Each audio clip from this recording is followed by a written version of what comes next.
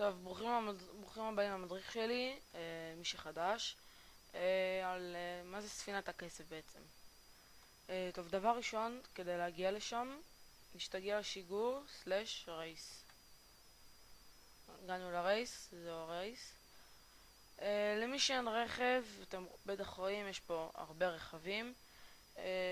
למי שיש, פשוט לפקודות סלש CC, כל קר. ברייס יש שתי גבעות, משתי צדדים כמו שאתם רואים. לכו לרחוקה יותר ופשוט סעו.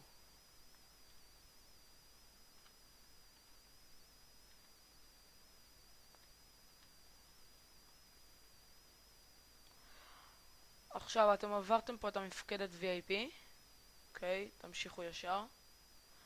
פה בפנייה אתם פשוט ממשיכים עם הכביש ישר עד הסוף.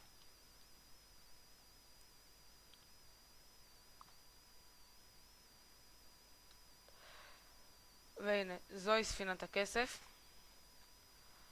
עכשיו, מהי בעצם ספינת הכסף? ספינת הכסף זה בעצם, הייתי אומר, סוג של בונוס, שבעצם כל פעם, כל שנייה שאתם עליה, אתם מקבלים 50 שקל, דולר, מה שזה לא יהיה. עכשיו, מותר להרוג פה, ואסור להיות פה AFK. AFK זה שאתם פשוט באים, משאירים את זה ככה. זה אסור, אתם תקבלו קיק.